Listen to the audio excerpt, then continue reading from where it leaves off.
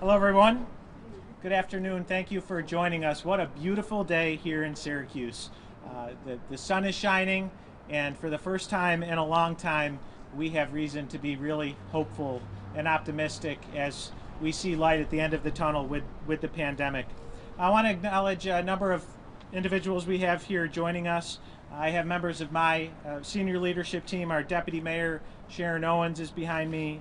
Also, our Chief Administrative Officer, Frank Kaliva, Chief Policy Officer, Greg Lowe, our Budget Director, Tim Rudd, our Finance Commissioner, Brad O'Connor, Chief Operations Officer, Corey Dunham, and other teammates as well. This is something that we've all gone through together, and we've been through the difficult times together, and we're going to get to the better times together. So I want to acknowledge my team.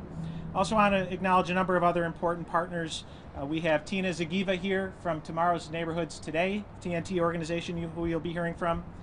Our exceptional council president, Helen Hudson, is here, and you'll be hearing from her as well.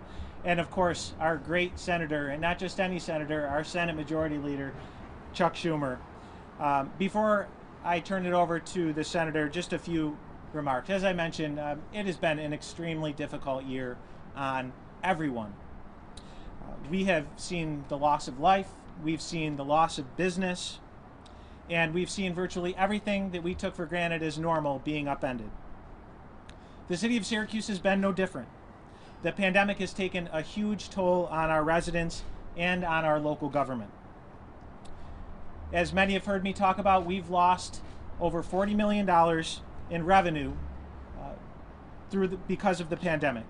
It has resulted in the reduction of services, and it has also resulted in a significant impact on our workforce. The very same essential workers that have helped us get through this pandemic have borne the brunt of the cuts that we've been forced to make because of the pandemic and without, up to this point, federal aid.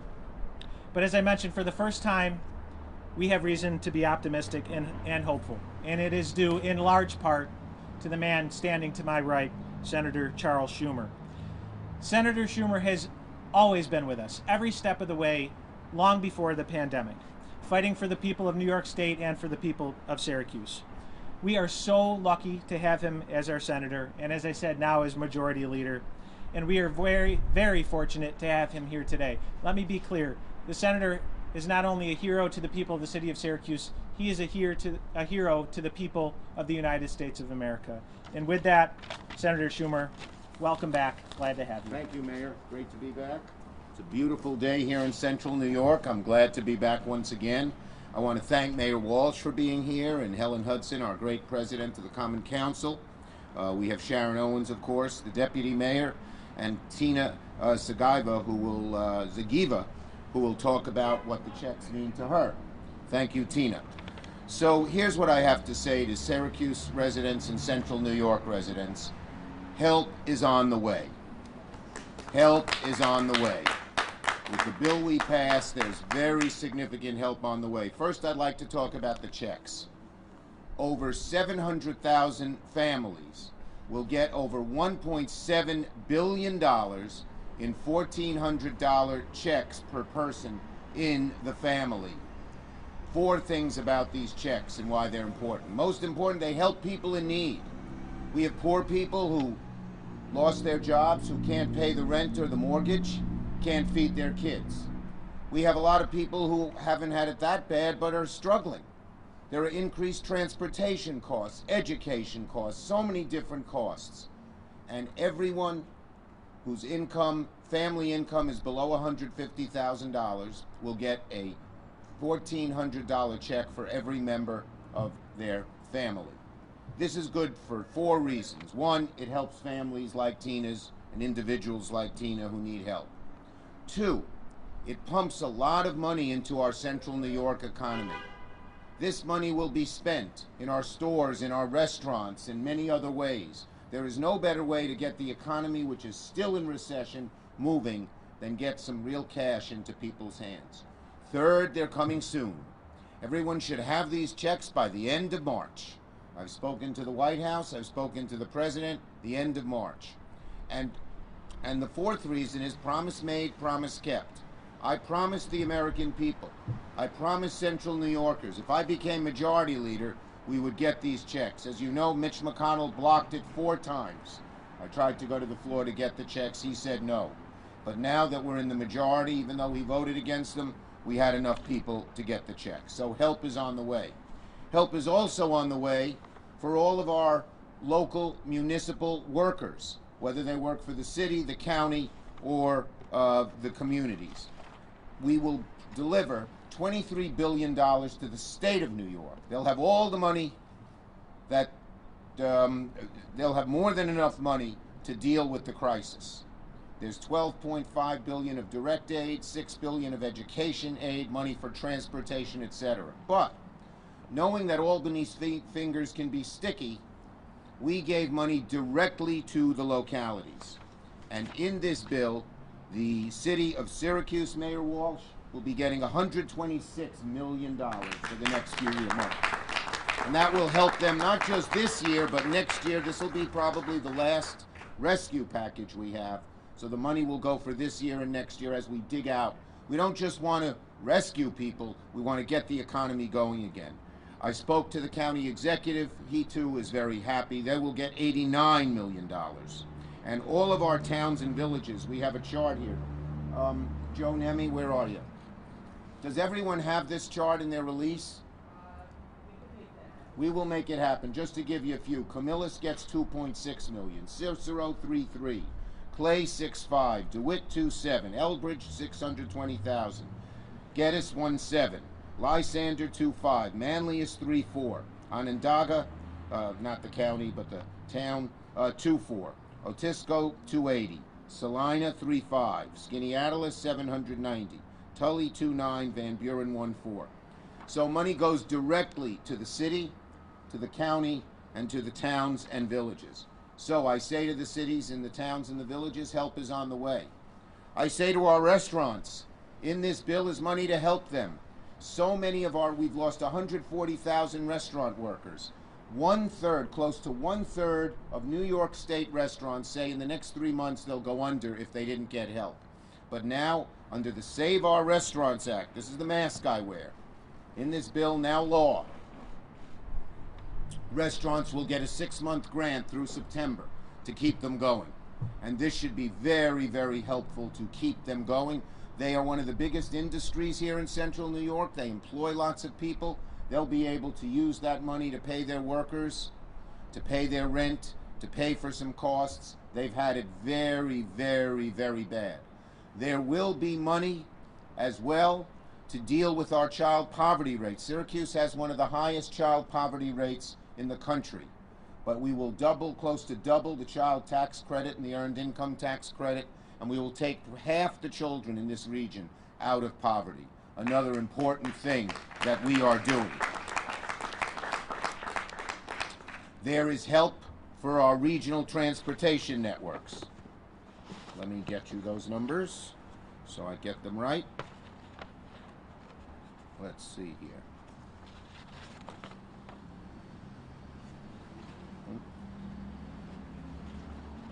Yeah, Centro will get $34 million.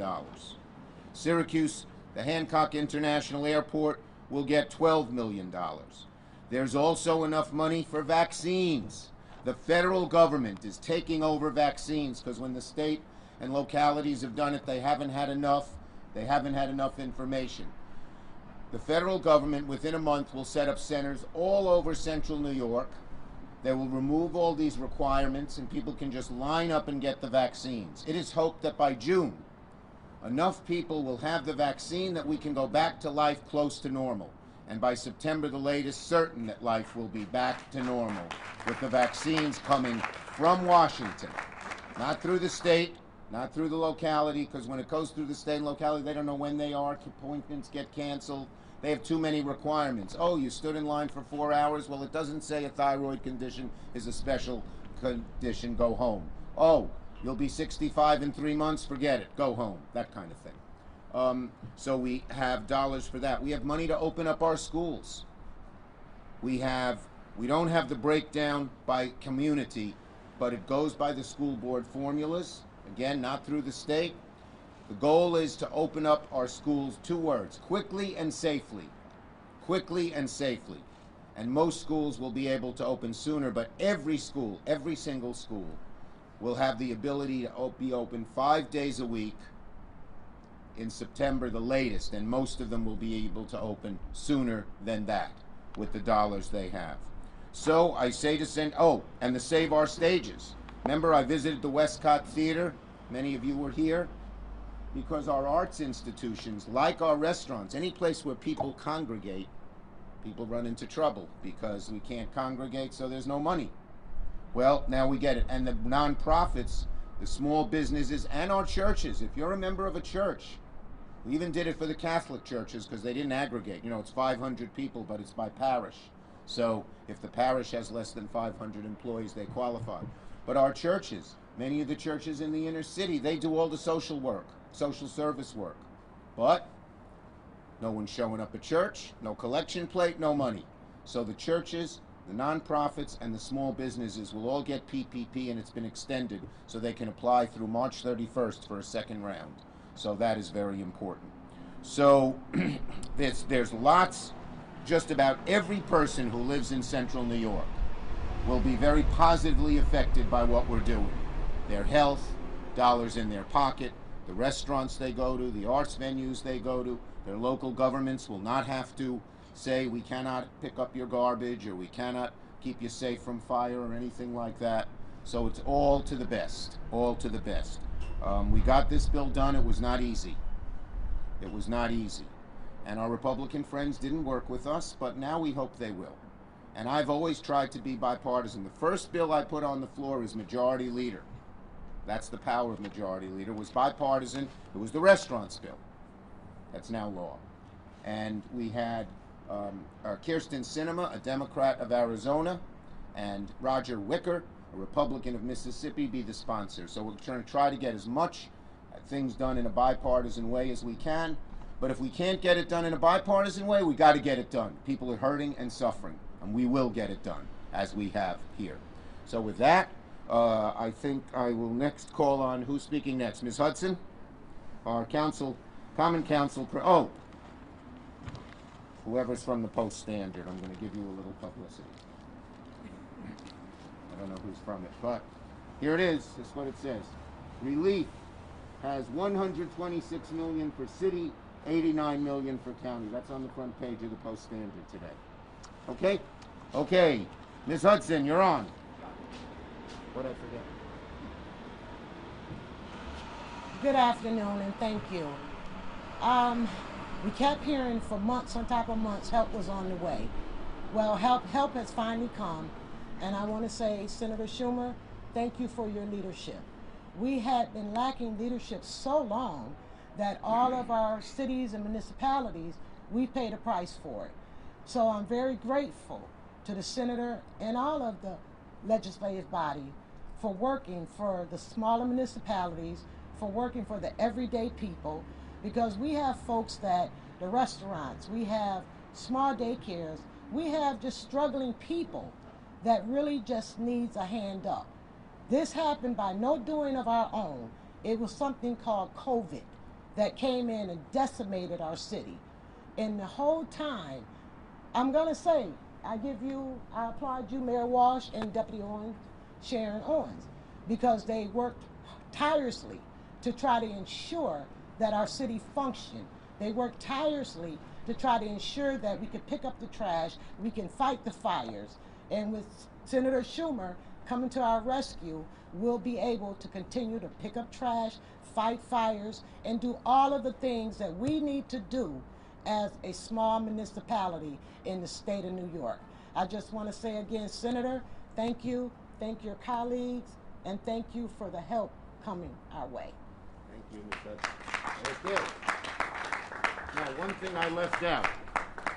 There's also money to keep people in their homes. Onondaga County will get $10 million in rental assistance, and there'll be mortgage assistance too. You lose your job, you can't pay your mortgage, you can't pay your rent, shouldn't be kicked out of your home. And the city will get $7 million to fight homelessness, because a lot of people lost their homes during this time. This is a very comprehensive bill. Someone called it the most significant piece of legislation to help working families that's passed in decades, and I believe that is true. So now let me call on Tina from TNT.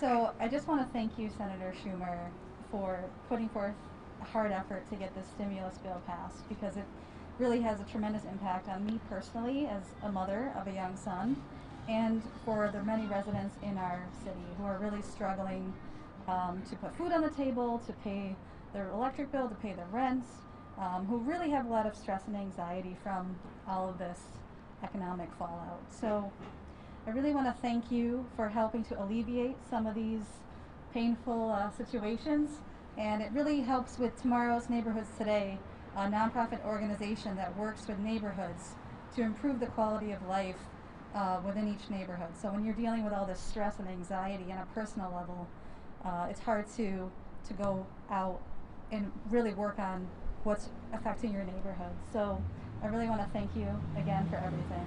Thank you, Tina. There we go. Good.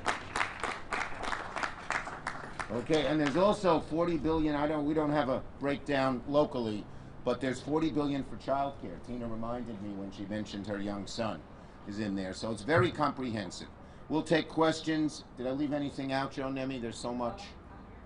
Okay, everyone knows the great Joe Nemi, who runs our Central New York office, who we love. Did you shave your beard, Joe Nemi? Oh, let's see. Oh, it's trimmed. There you go. There you go. Okay, questions on this subject first.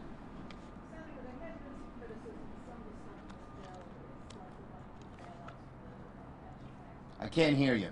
I'm sorry. There has been some criticism in this bill, let's say the pension money for the bailout of the pension is not, shouldn't be in this, it should be separate. You know, let me just say this. We have a Teamsters unit here in Central New York. The men and women in that unit worked and put money into the pensions week by week and month by month, and now they're going to be told you don't have a pension when you were struggling your whole life, but you knew that at least you'd have something to retire on in addition to Social Security. We're very proud that we protected the pensions, and Central New York is affected very, very significantly. They invested their money, I think, with that bad guy. What was his name?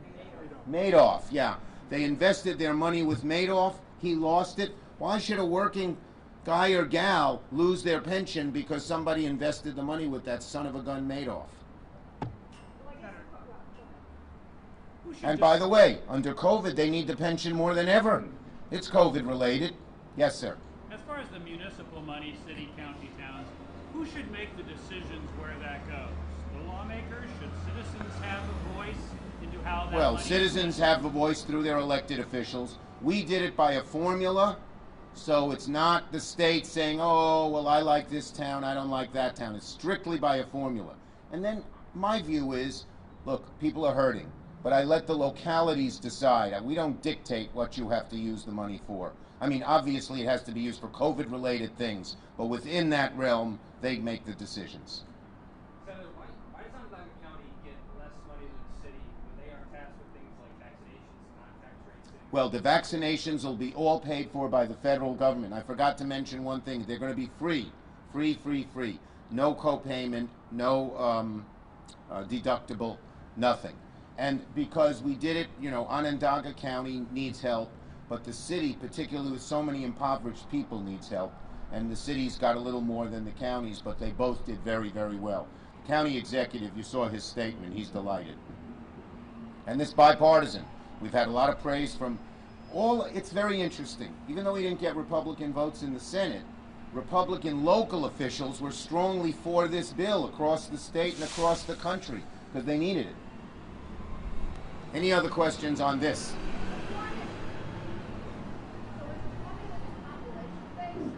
No, it's a mixture of population and CDBG. Are you concerned at all about this getting through the House?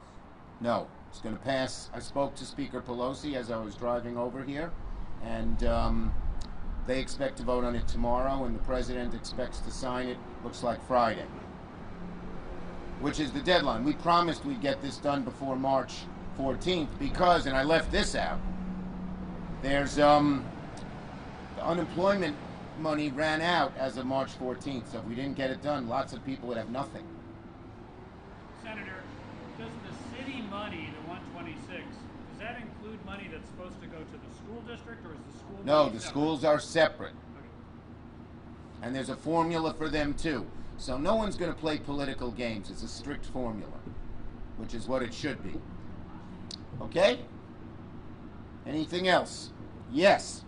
Hi, I went to Syracuse Peace Council, and it's been here since 1936, so we're one of the oldest peace councils in the country. And so that we know our welfare is down on the welfare of those in the world. And so my question relates to foreign policy as well as here, and I'm on the Justice for Palestine. I couldn't quite hear your question. I'm sorry. The question is, in regards to Israel's obligation to vaccinate Palestinians, would you be willing to sign Bernie's dear colleague letter on the Senate? I'll have to look at it. So that our Okay. relationship I think, look, we put in $11 billion for vaccine help overseas, led by, the guy who was head of Microsoft. Bill Gates. Led by Bill Gates, we had Gavi, and that's going to help vaccinate people around the world. Thank you. Senator, on Andrew Cuomo. Wait, she goes first. She didn't have one yet. Senator Schumer, there's mounting pressure on Governor Cuomo to resign. There are now pushes for him to be impeached. That process announced by the Assembly Minority Leader yesterday.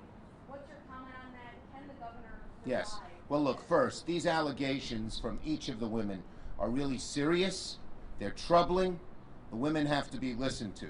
I've always believed that sexual harassment is not acceptable, cannot be tolerated. So I called for the Attorney General to do a full and complete investigation, which she has now commenced. Yesterday she hired 2 people to do it who I think are beyond reproach. They will turn over every single stone. They will follow every lead, and they will resist any outside interference, political or otherwise. Former Attorney General Eric Schneiderman, he resigned within days of allegations mounting. The governor himself putting out statements that he should resign. Now, he's not the Attorney General, but he's the governor facing similar allegations. What do you think of that? Look, I have faith in the Attorney General's investigation. Anybody else? Okay. Well, thank you. Thank you all for coming. Thank you, God, for a beautiful day here in Central New York. And I'll be back soon.